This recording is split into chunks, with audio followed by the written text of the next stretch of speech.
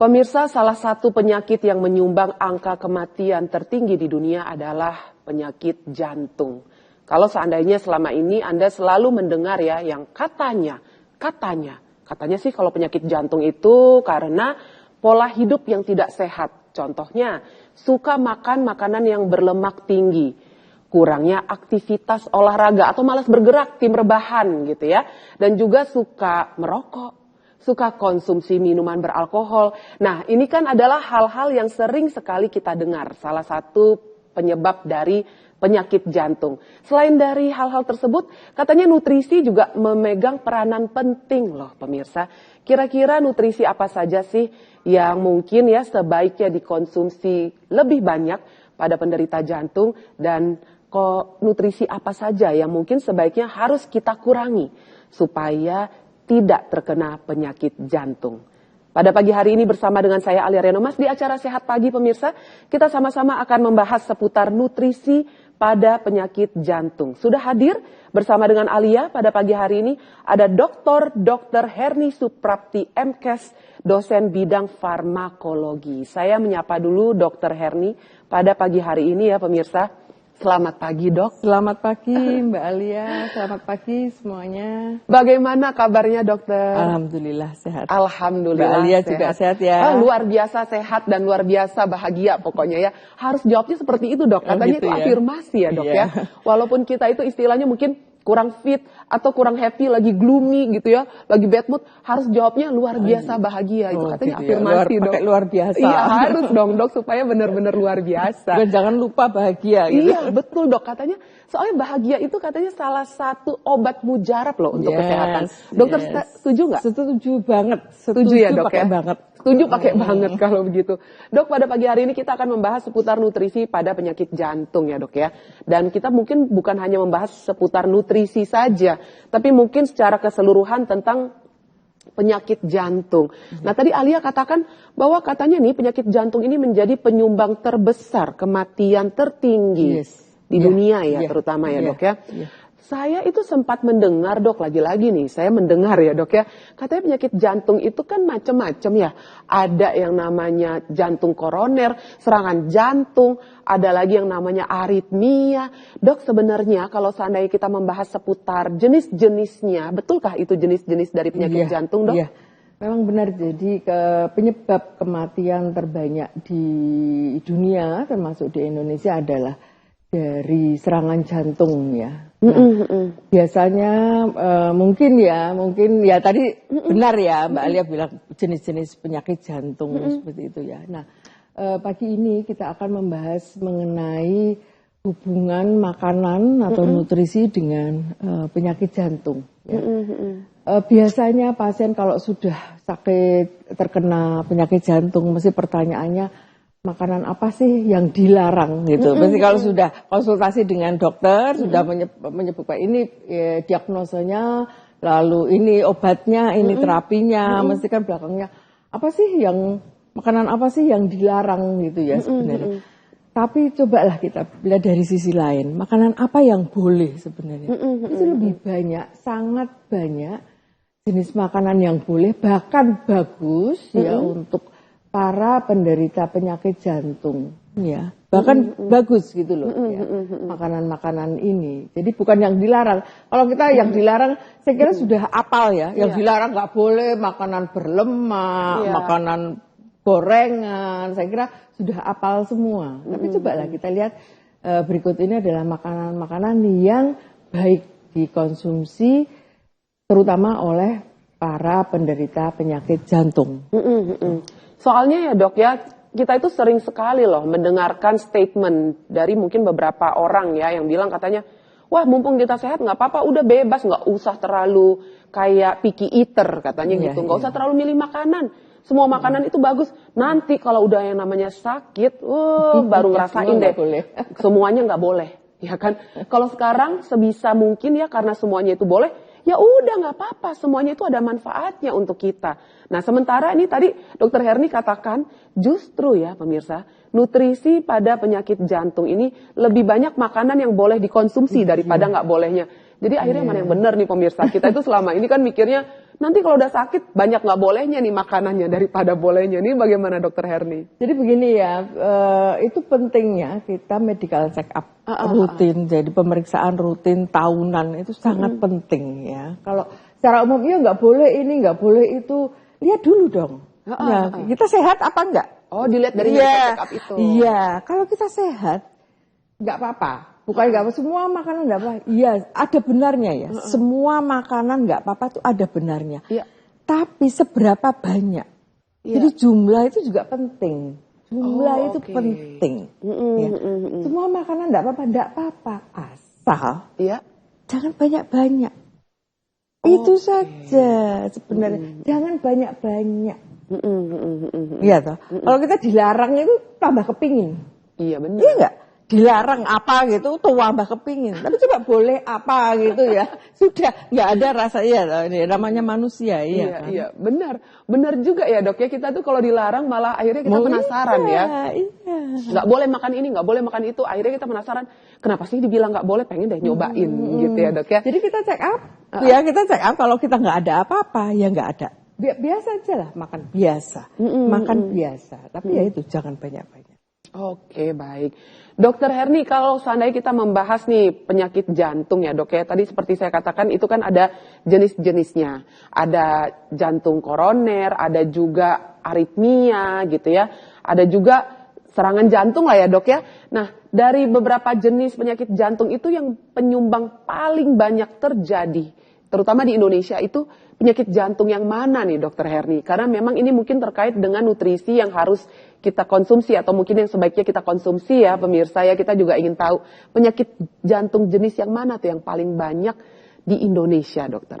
Kalau yang mematikan ya memang penyakit jantung koroner ya. Itu mematikan ya Dok ya? Ya, jadi dari apa sih penyakit jantung koroner iya, itu? Apa Dok? Saya itu bingung loh Dok, soalnya jantung itu kan macam-macam, ada yang bilang serangan jantung lah. Kalau serangan jantung apakah itu sama dengan jantung koroner atau bagaimana? Jadi begini ya, semua organ tubuh di dalam kita ada pembuluh darah. Pembuluh darah itu membawa darah.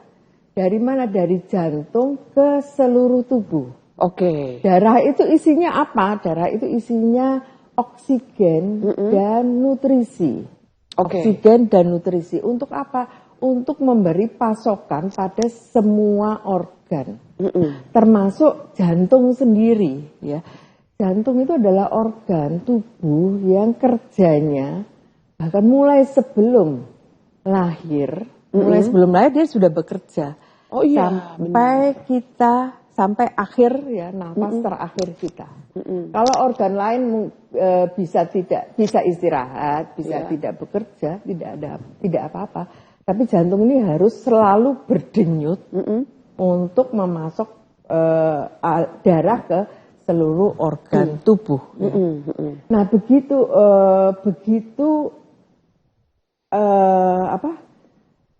pembuluh darah ini tersumbat oleh apa? Tersumbat oleh dua ya. Jadi ada gumpalan darah, plot namanya, gumpalan darah. Plot namanya. Ya, atau plak. Plak itu adalah lapisan lemak yang mengandung kolesterol di dinding pembuluh darah. Jadi pembuluh darah ini seperti pipa, Mbak Alia. Seperti pipa air gitu ya, pipa air. Nah, dindingnya pipa air itu bisa kalau umpamanya kita awam ya seperti karat ya bertumpuk sehingga lama-lama itu puluhan tahun ya prosesnya, lama-lama akan tersumbat. Bisa membayangkan ya? Iya. Kalau tersumbat memblok, jadi kan tidak bisa mengalir itu darah kan seperti air ya, tidak bisa mengalir. Dan kalau ke jantung tidak mendapat oksigen, tidak mendapat nutrisi, apa yang terjadi? Tidak bisa bekerja, tidak bisa berdenyut. Kalau tidak bisa bekerja, memompa darah ke seluruh tubuh ya, ya sudah. The end, dead. Ya, makanya itu yang ditakutkan. Nah, sekarang kalau apa menyebab pembuluh darah itu ada plak atau lapisan kolesterol?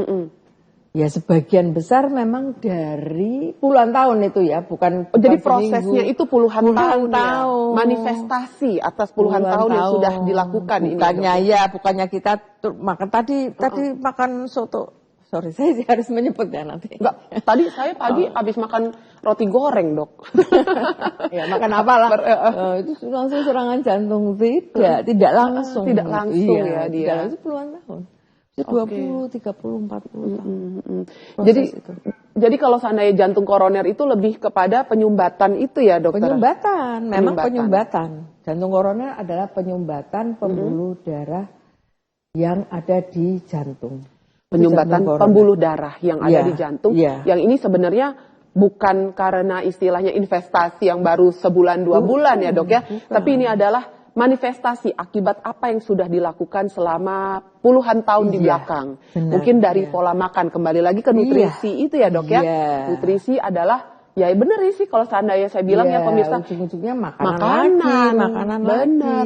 Jadi kalau seandainya ada yang dibilang you are what you eat, itu benar ya, Dok? Benar. Jadi umpamanya gini, kita hidup, kan ada istilah kita hidup untuk makan atau kita makan untuk hidup. Mana yang benar? Saya sih makan untuk hidup sih, bukan hidup untuk makan. Kalau kita makan untuk hidup sebenarnya kan nggak perlu banyak-banyak. Iya, benar. Nggak perlu banyak-banyak. Secukupnya ya, Dok ya. Iya. Kalau kita sudah merasa kenyang itu sebenarnya sudah terlambat loh, Mbak. Nah, ini dia. Ini nih sebenarnya ini menarik nih. Dokter Herni katakan kalau seandainya kita sudah merasa kenyang, itu sebenarnya udah terlambat ya. Makanya ada yang bilang berhentilah sebelum kenyang ya, Dok ya. Kita akan bahas lebih detail lagi ya pemirsa tentang nutrisi pada penyakit jantung dan kira-kira bagaimana juga untuk pola makan yang baik ya. Untuk kita-kita nih yang mungkin selama ini belum ada keluhan penyakit jantung. Tapi bagaimana juga nutrisi yang baik bagi penderita jantung. Pemirsa di rumah, saya mengundang Anda yang ingin berkonsultasi langsung dengan Dokter Herni di sini seputar nutrisi pada penyakit jantung. Silahkan bisa via WhatsApp pemirsa. Nomornya sudah tertera di layar kaca Anda. Jangan lupa cantumkan nama, usia, dan juga lokasi Anda di mana. Kami jeda sejenak. Jangan kemana-mana, kami akan segera kembali sesaat lagi.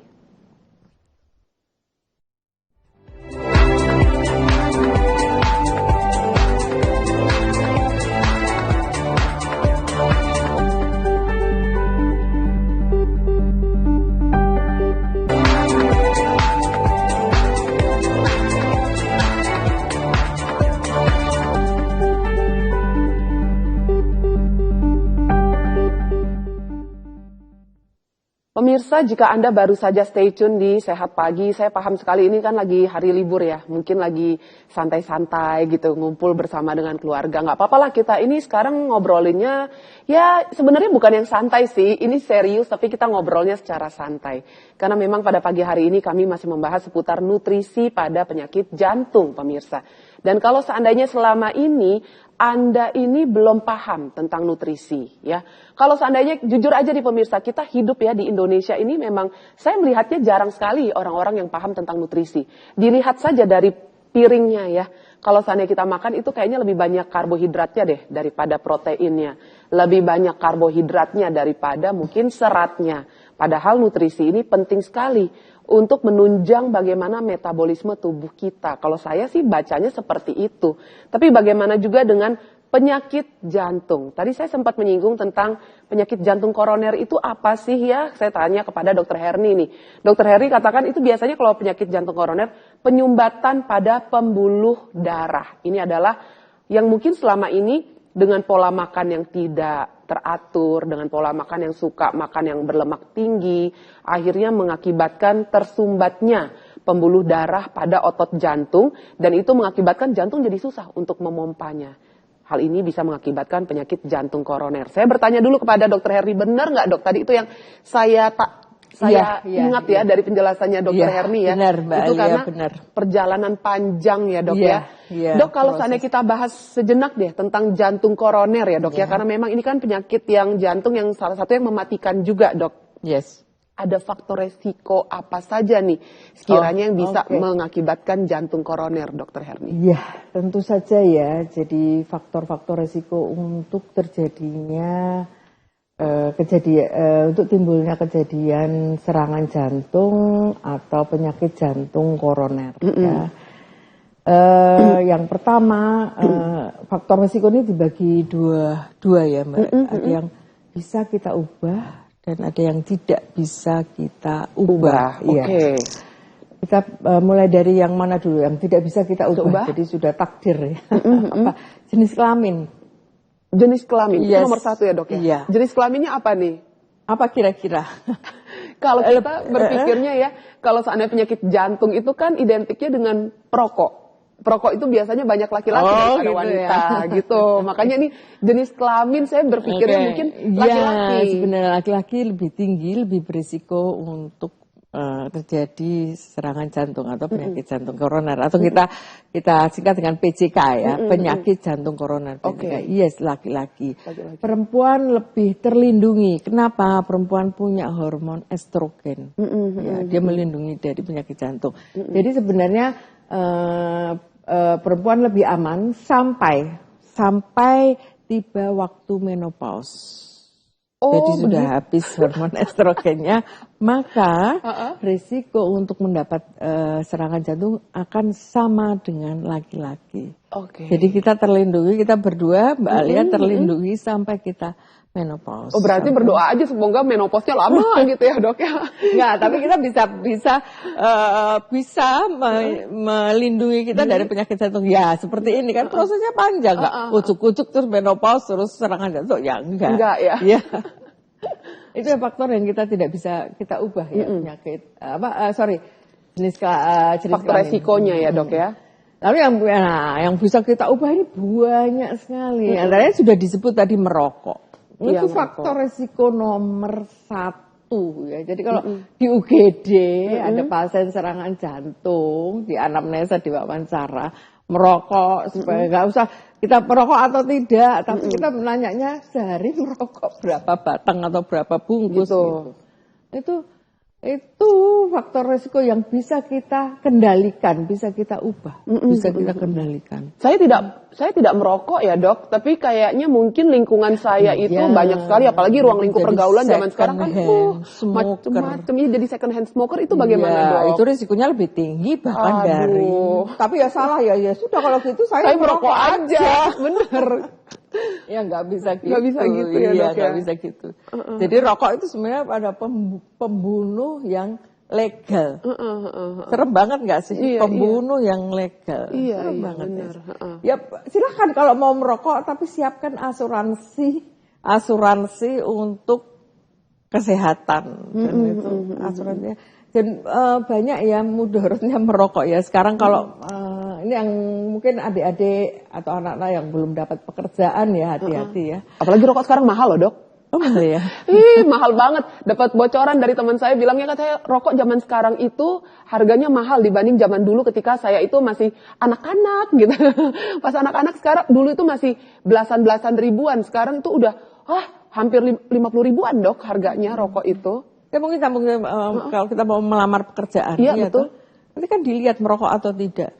Dan resiko kan mesti ada asuransi kesehatan di instansi atau di perusahaan atau di kantor ya kan, resiko untuk bukan perokok akan lebih rendah kita membiayai biaya kesehatan daripada perokok. Jadi kalau Anda perokok silahkan, tapi bukalah lapangan pekerjaan, bukan mencari pekerjaan, akan sempit, sangat sempit. Angkat sempit ya dok ya, oke. Selain itu juga obesitas, kelebihan berat badan, overweight, kelebihan berat badan, kurang aktivitas, jadi mager, rebahan, kaum rebahan, mager. Itu kan sekali. Ini ada tangga, ini ada lift. Iya. Coba mana yang antri?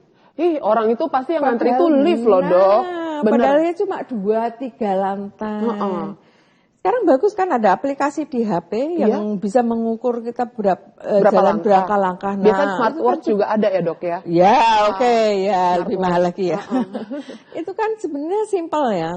Kita harus jalan setidaknya 6.000 langkah sehari. 6.000 kalau paling bagus 10.000. Paling bagus sebenarnya 10.000 sampai 15.000 tapi katanya orang dok. Indonesia kan terkenal males jalan, alasannya yang trotoarnya tidak layak lah, alasannya banyak. Bukan saya yang ngomong ya pemirsa, mohon maaf. Sumuk lah, ke warung deket aja naik sepeda motor.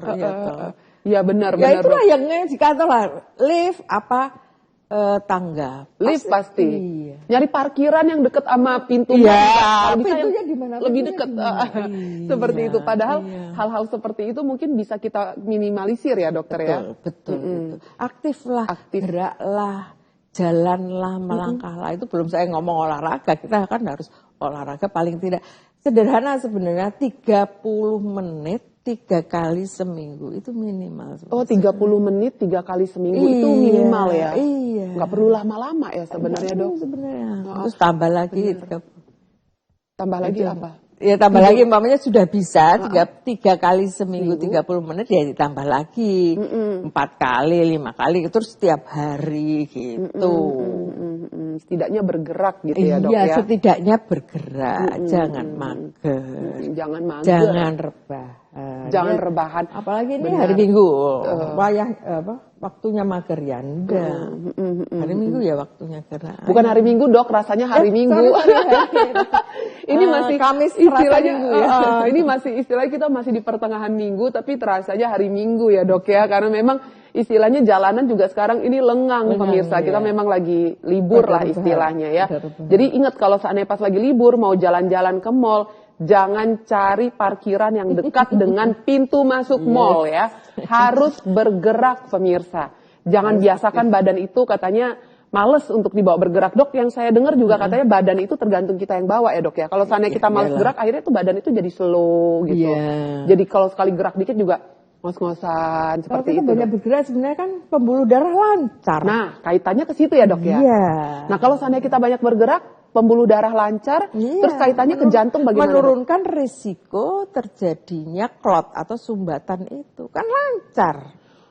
Oh, baik. Kaitannya ke situ ya, Dok ya. Kalau kita tidur rebahan, semua akan melambat.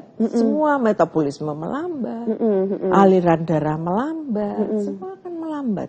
Tapi kalau kita aktif, semua akan cepat, semua akan lancar, termasuk pembuluh darah. Termasuk pembuluh darah. Iya. Ini sama aja dengan otak. Kalau kita mikir terus, kan kita jadi pinter, ya toh. Kalau kita malas mikir ya, kita tambah bodoh loh ya. Kalau seandainya malas, kita jadi pinter. Iya benar ya, kita kalau seandainya malas mikir ya, Dok ya.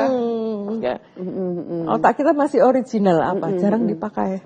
Ini kemana-mana jadinya ngobrolnya baik, kembali kalau lagi. Gitu. Dok, kalau seandainya saya kembali bertanya ya, Dok ya, umpamanya nih tadi kan Dokter Herni katakan biasanya kalau seandainya pada wanita itu di usia 60 tahun ya, yang mungkin rata-rata menopause. Setelah menopause. Menopause bisa 50, bisa 48 bisa. Kalau seandainya di usia 20 tahunan gitu, Dok, perlukah kita ini istilahnya was-was dengan penyakit jantung? Kan usia 20 tahunan relatif muda ya, Dok ya? Ya, jadi statistik ya, penderita penyakit jantung makin lama makin muda. Oke. Jadi makin lama makin muda. Sebenarnya daripada was-was ya kita harus medical check up ya. Medical check up. Saya lihat cenderung pada hasil medical check up ini kalau dulu 10 tahun yang lalu hanya orang tua yang kadar kolesterolnya di atas normal ya. Tapi sekarang ya ini sangat memprihatinkan. Muda-muda bahkan umur 20-an kadar kolesterolnya sudah di atas normal. Jadi ini sebenarnya sudah bukan warning aja ya, sudah red flag ya, sudah benar-benar bisa diprediksi bahwa nanti 5-10 tahun lagi akan terjadi penyumbatan pada pembuluh darah jantung. Kalau seandainya bukan menakut-nakuti, tapi memang menakutkan hal ini sesuatu yang memang menakutkan kali. Baik kalau begitu, Dokter Herni, kita jeda sejenak ya, Dok ya. Baik pemirsa di rumah, silakan yang ingin berkonsultasi langsung dengan Dokter Herni seputar nutrisi pada penyakit jantung bisa via WhatsApp ya pemirsa. Lagi leyeh-leyeh nonton TV sambil megang handphone kan. Bisa lah kalau sambil megang handphone mau tanya-tanya ya. Nomornya sudah tertera di layar kaca Anda. Jangan lupa cantumkan nama, usia dan juga lokasi Anda di mana. Kami jeda sejenak, jangan kemana-mana. Kami akan segera kembali sesaat lagi.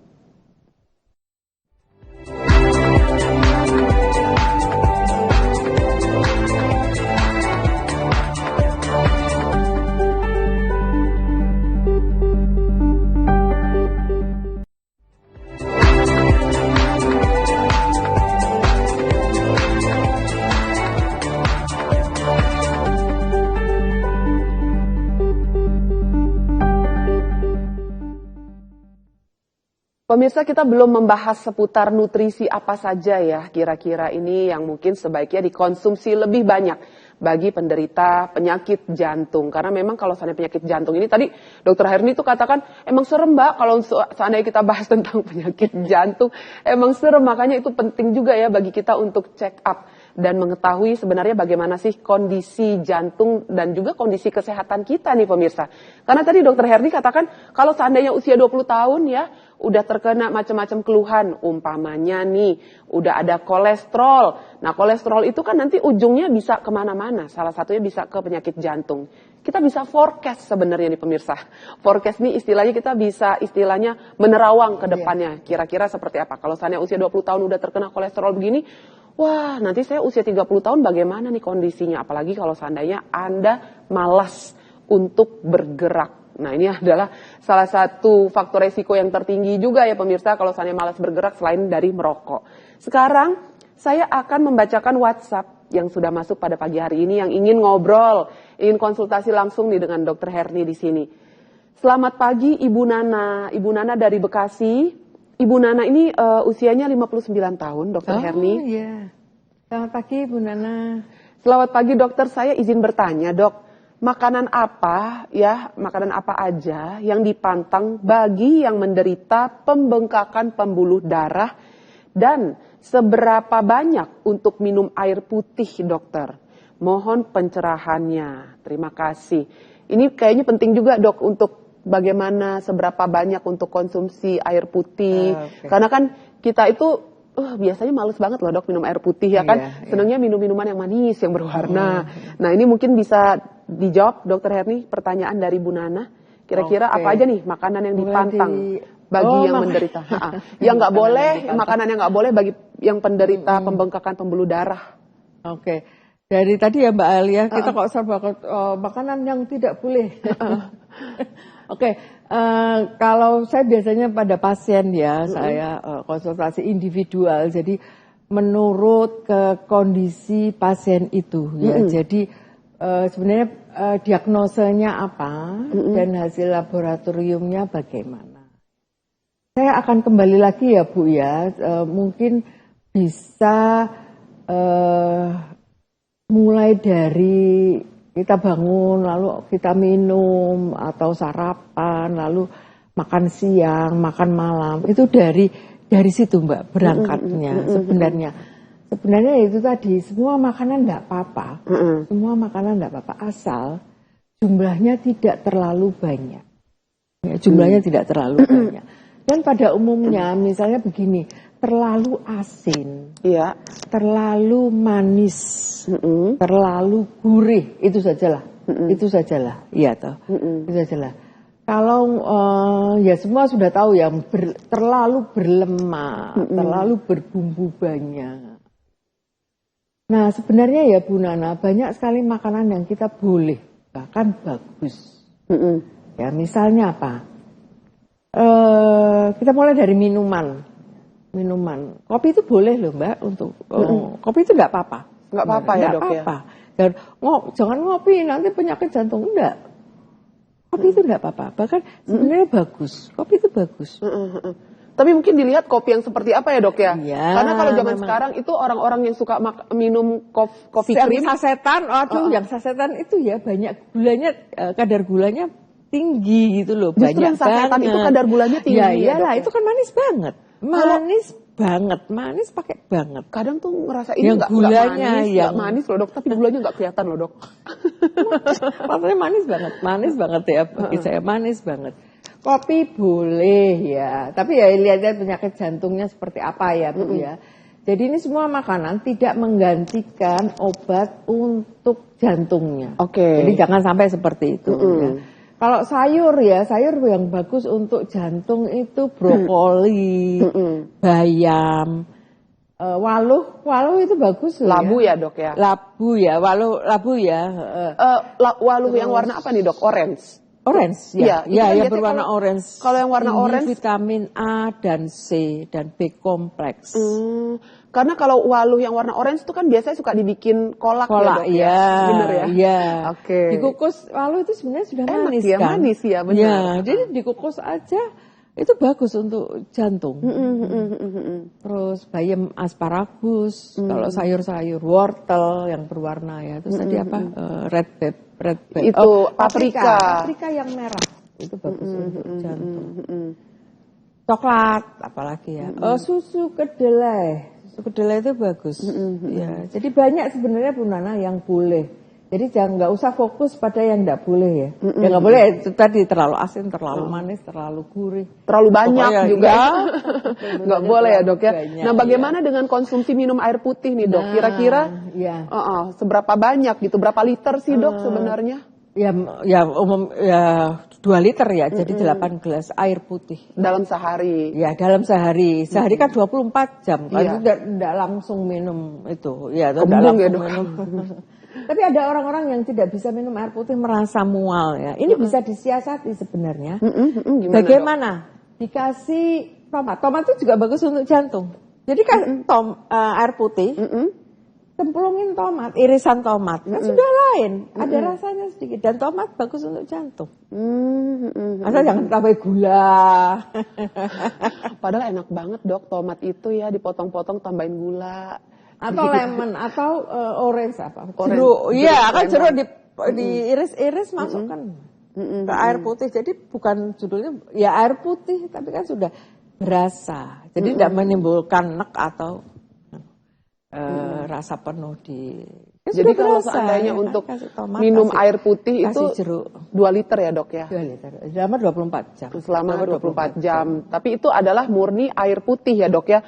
Karena kadang ada orang yang bilang, katanya gini, enggak 2 liter itu bukan hanya air putih. Kalau seandainya kita gabung, umpamanya ya 2 liter itu kita gabung minum teh gitu ya. Terus kopi, itu tetap dihitung 2 liter dalam sehari. Padahal tadi dokter Herni katakan ini 2 liter hanya untuk air putih saja di luar dari air teh dan juga air kopi ya dok? Atau bagaimana nih dok? Ya tidak strict, tidak harus seperti itu ya. Kadang-kadang kalau harus gitu malah enggak. Ya sebenarnya kita ngitung juga sih teh kopi, tapi efek minum teh, efek minum kopi itu kan meningkatkan volume urin atau meningkatkan volume air kencing kita. Jadi keluar lebih banyak juga. Ya itu aja sih. Oke, baik kalau ya begitu. Sebenarnya kurang lebih 2 liter, enggak sampai 2 liter kan kita makanan juga mengandung air ya teh kopi ya tetap aja dihitung. Oke, baik ya dok ya. Selanjutnya dok, saya mau membacakan kembali ya. Assalamualaikum warahmatullahi wabarakatuh. Waalaikumsalam warahmatullahi wabarakatuh. Bapak Bambang, selamat pagi Pak Bambang. Usianya 56 tahun dari Semarang ini dok. Dok mohon penjelasannya ya dok ya. Nutrisi setelah sehat dan bugar, setelah tindakan PCI pada Livmin, setelah indikasi buntu 100% plak dan PCI berhasil. Nah ini terima kasih atas bantuannya. Bagaimana dok? Di Semarang. Halo Semarang. Pak Bambang. Banyak makanan enak. Nasi gandul juga ada loh Semarang ya. Ya selamat ya Pak Bambang. Survive dari serangan jantung karena sudah bisa itu kateterisasi pada pembuluh darah jantung. Saya kira Bapak juga sudah diedukasi dari rumah sakit ya. Jadi kita survive dari serangan jantung, jadi kita harus menjalani hidup sehat, yaitu tadi ya aktivitas fisik, lalu diet makanan, ya. Itu tadi ya Pak, makanan boleh semuanya, tapi jangan banyak-banyak, itu saja. Mengurangi lemak atau semua makanan yang mengandung kolesterol. Sebenarnya kolesterol itu hanya dari makanan hewani Mbak, bukan dari nabati. Iya. Jadi kalau kita ekstrim saja, durian boleh, jangan makan durian nanti kolesterolnya tinggi. Enggak sih, durian tidak ada kolesterolnya karena durian itu adalah buah. Masa sih dok? Iya, durian itu nggak ada kolesterolnya. Kolesterol hanya dari hewan. Tapi durian itu kan manis sekali lagi. Kalau manis ya kadar gulanya tinggi. Jadi Pak Bambang kalau tidak ada diabetes maka lebih banyak makanan yang boleh. Kalau ada diabetes ya tentu saja memang jenis makanan kita akan sedikit terbatas. Tapi Indonesia ini benar-benar surga untuk makanannya. Jadi makanan itu sangat beragam ya dibanding kalau kita di luar negeri adanya itu saja. Di luar negeri bagaimana? Di luar negeri sebelah timur atau sebelah barat sangat tidak beragam. Tapi mungkin positif negatifnya ya, negatifnya karena sedikit jenisnya, tapi positifnya mungkin kita jadi terjaga dari penyakit, ya. Karena memang sumber dari penyakit itu memang dari makanan. Ya. Oke, baik kalau begitu. Selamat Pak Bambang, terima kasih untuk pertanyaan pagi ini. Sehat selalu. Iya, amin. Mudah-mudahan tidak terjadi serangan kedua, ketiga. Amin, amin ya Pak ya. Mungkin lebih bisa sekarang ini lebih bijak untuk menjaga pola makan dan juga lifestyle-nya ya dok berubah. Ya. Harus berubah ya. Baik kalau begitu. Pemirsa, kami jeda sejenak ya. Dan kami juga masih menunggu Anda yang ingin berkonsultasi langsung dengan Dr. Herni seputar nutrisi pada penderita penyakit jantung. Ya, jangan kemana-mana, kami akan segera kembali sesaat lagi.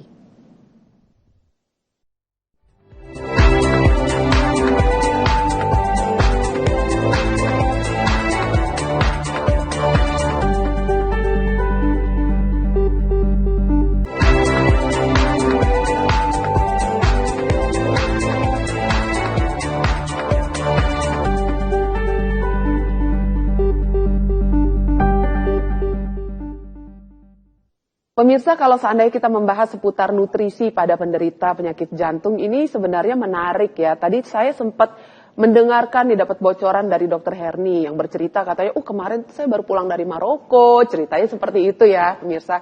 Tapi di Maroko itu makanannya itu aja sampai bosen. Kita itu tinggal di Indonesia, makanan kita beragam. Berbagai macam jenisnya, karena memang kita kaya ya, akan istilahnya kekayaan alam ya. Terus udah gitu sayuran, buah-buahan juga macam-macam. Jadi akhirnya kalau seandainya kita tinggal di Indonesia, itu sebenarnya pola makan kita harusnya dengan segala macam yang ada bisa lebih teratur dong. Kita bisa lebih bijak untuk memilihnya. Nah, saya bertanya nih kepada Dokter Herni juga ya, saya bilang, dok, saya itu sebenarnya lebih suka makanan yang itu-itu aja dok. Saya nggak suka yang terlalu, apa ya istilahnya, kalau seandainya di Indonesia itu kan makanan itu terlalu berbumbu banget ya dok ya, gitu ya, diproses terlalu lama. Contohnya dok, sayur lodeh. Nah, sayur lodeh cuma ada di Indonesia ya dok ya. Kalau di luar negeri nggak ada tuh, saya nggak suka dok. Sayur lodeh. Nggak suka ya? Saya tuh cuma suka kalau bening-bening kayak sayur asam. Sayur bening, sayur asam saya sayur suka. Bening, sayur asam gitu saya ya. Suka. Tapi kalau yang udah bersantan kayak gitu, opor ayam, sambal goreng ati yang bersantan, udah saya nggak suka tuh. Udah saya sukanya yang ditumis, dicah seperti itu dok. Iya. Nah, sehat berarti Mbak, pengennya, polanya sudah. Pengennya tuh seperti itu dok. Pengennya emang dari sananya nggak suka gitu yang begitu. Nah, ini kita membahas seputar nutrisi dan pola makan ya dok ya. Ini ada yang bertanya loh kepada Dr. Herni nih. Silakan. Ada dari Pak Samsul. Selamat pagi Pak Samsul. Selamat pagi Pak Samsul. Pak Samsul ini usianya 42 tahun dokter dari Mojokerto. Iya. Dok, saya itu pernah dengar penyebab penyakit jantung dari makanan itu katanya cuma 20% dok. Selebihnya karena faktor pikiran atau stres. Nah, ini benarkah demikian dokter? Lebih lanjut lagi, seberapa besar sih sebenarnya faktor pikiran terhadap kesehatan jantung kita? Dan apakah ada hubungan organik antara pikiran, stres ya dok ya, dengan sirkulasi darah di pembuluh darah dan juga jantung. Nah, ini bagaimana dokter Heri? Ini pertanyaannya luar biasa bagus loh dok. Bagus banget ini pertanyaannya. Dari Pak Samsul, silakan dok. Iya. Selamat pagi Pak Samsul. Nah, memang ya, pikiran tadi sudah mungkin dari awal Mbak Alia, kita harus senang, harus gembira, harus bahagia. Memang. Tapi begini Pak, selama kita hidup, rasanya kita tidak bisa menghindar dari masalah. Masalah itu akan selalu ada. Ya, enggak mungkin kita hidup tanpa masalah. Baik itu masalah kecil atau masalah yang besar. Nah, akan mendatangkan pikiran, lalu kita stres ya. Tapi bagaimana kita merespon masalah itu? Ya, kita bisa aja, kita nggak usah pikirin, atau kita nggak usah mikirin. Tapi akan katut ya, kalau bahasa Jawanya akan ikut terus katut itu. Ikut terus ya, terus ya. Kita ngomongnya saya nggak mikirin, tapi kita berpikir seperti itu. itu sebenarnya ada hubungannya dengan makanan sebenarnya. Kalau kita stres, ya kita tidak bahagia, kita stres, kan ujung-ujungnya bisa makan. Atau bisa juga sih nggak makan, tapi kebanyakan kalau stres ya tambah banyak makannya. Iya, Itu saya pelariannya dok, ke saya kalau makan. stres makanya banyak. Iya. Benar ya. Kita bisa tambah gemuk. Jadi orang gemuk itu bukan berarti bahagia ya, mungkin dia stres. Jadi makan terus obes ya, itu ada hubungannya dengan penyakit jantung juga. Terus rokok, ada kan? Saya stres kan melarikan diri ke rokok. Kalau orang luar negeri Alkohol gitu.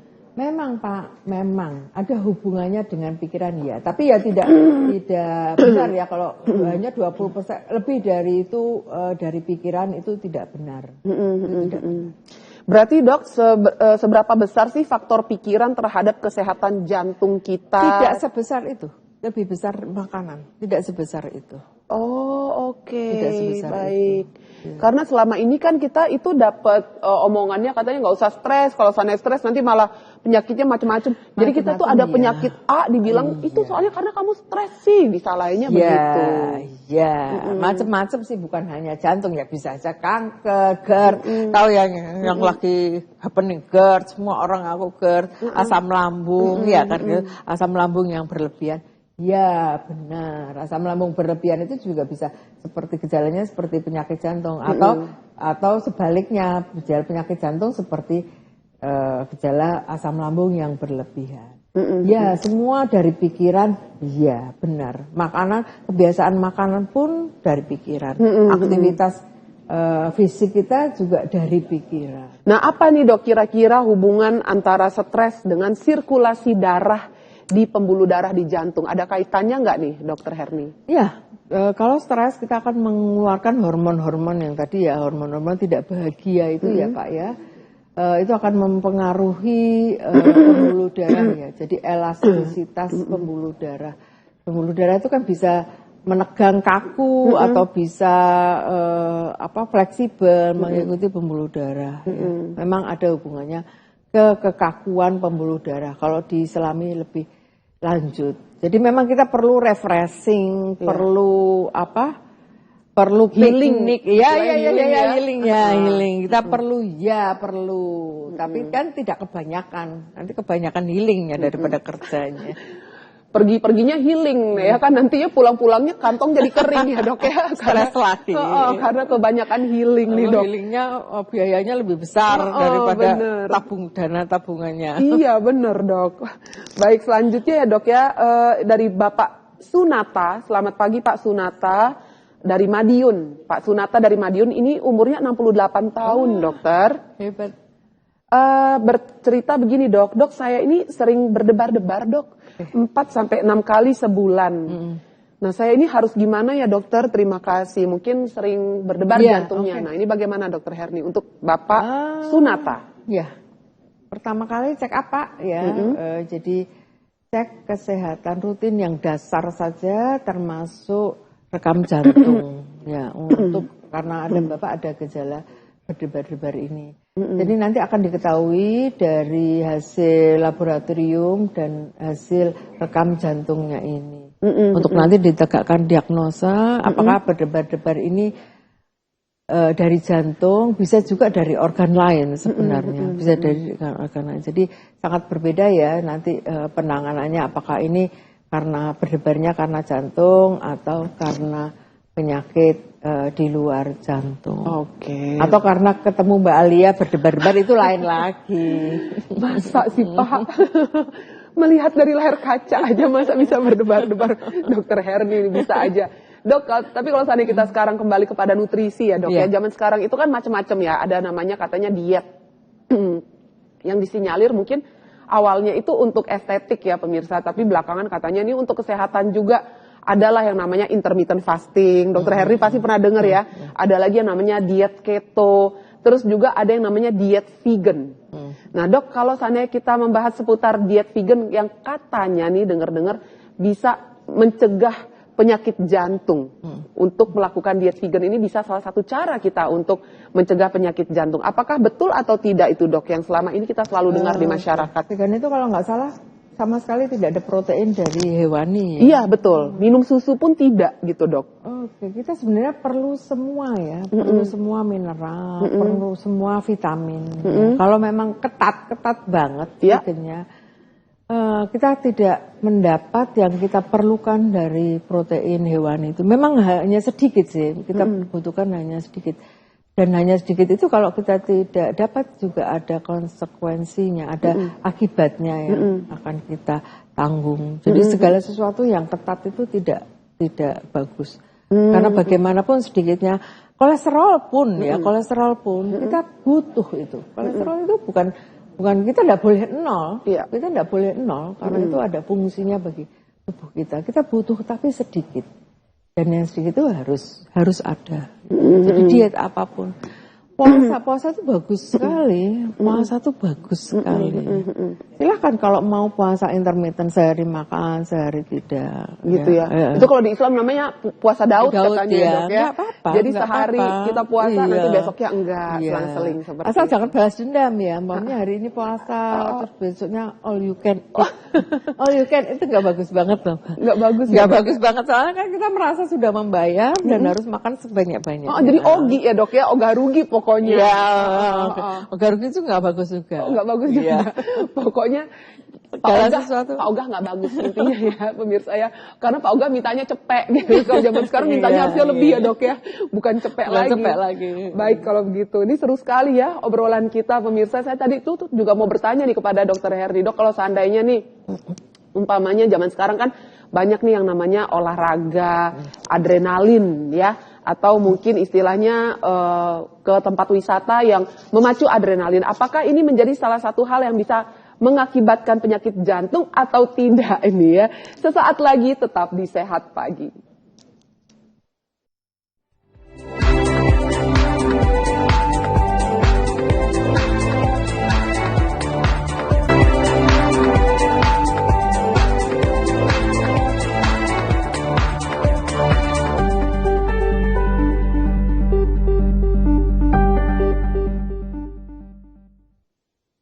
Segmen terakhir Sehat Pagi, dan tadi saya sempat bertanya kepada Dokter Herni ya, dok bagaimana nih kalau seandainya zaman sekarang kan kita suka ya ke tempat wisata yang ada istilahnya itu olahraga yang menantang adrenalin rush atau pekerjaan yang memicu adrenalin rush.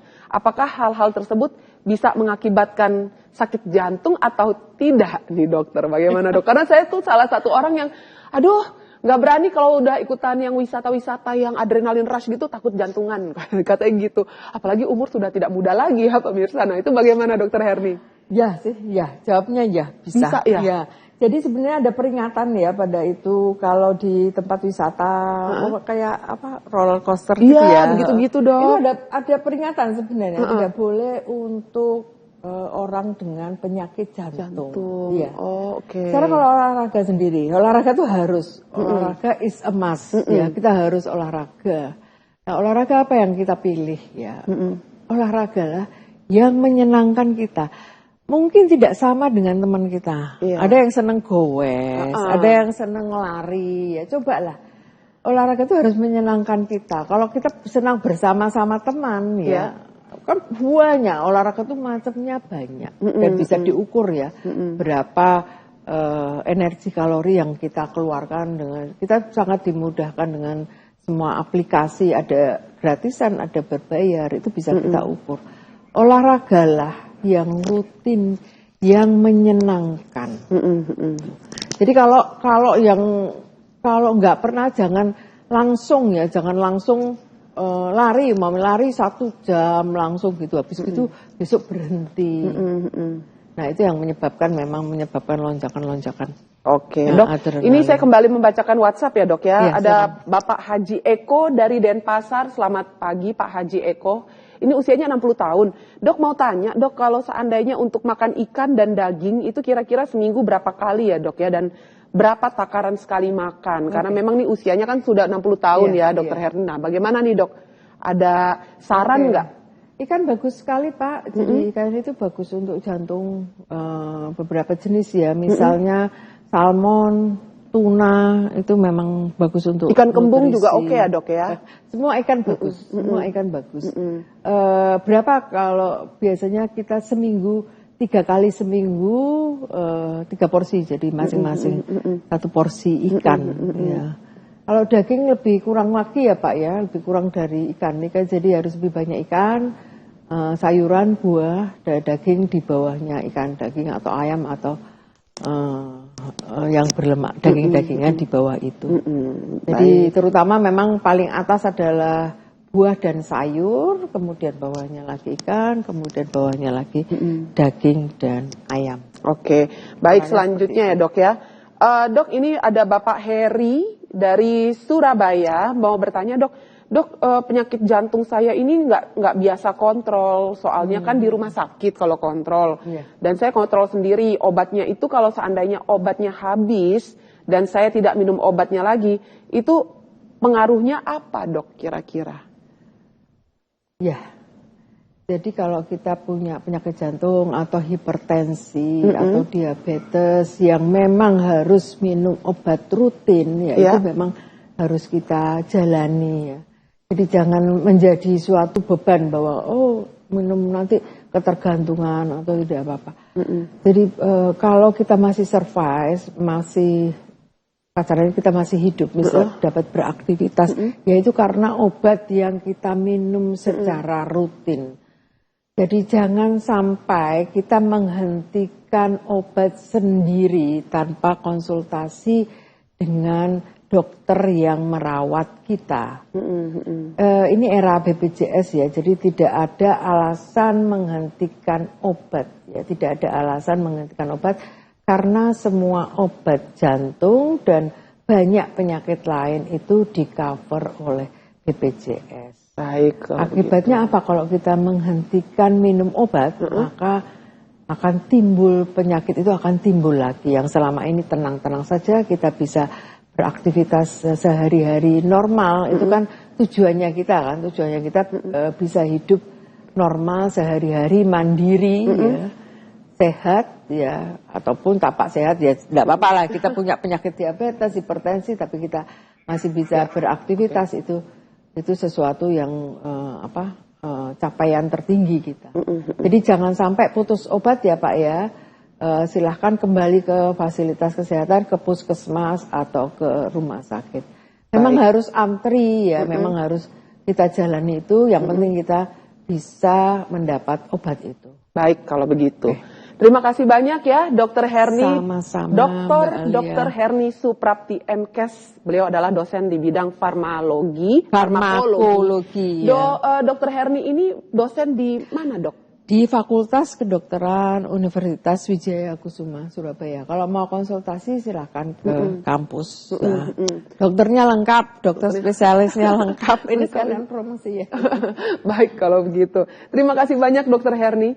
Semoga sehat selalu dan kita bisa jumpa di lain kesempatan ya dok ya. Amin. Ya terima kasih. Terima kasih pemirsa sudah menonton acara Sehat Pagi. Kalau seandainya selama ini Anda tuh suka rempong ya untuk perkara makanan atau nutrisi yang masuk ke dalam tubuh Anda. It's okay, nggak masalah kok menjadi orang yang rempong. Karena apa yang kita masukkan ke dalam tubuh kita, yakin aja itu adalah investasi buat tubuh kita di kemudian hari supaya sehat selalu. Alia Renumas pamit ya, selamat berlibur dan sampai jumpa.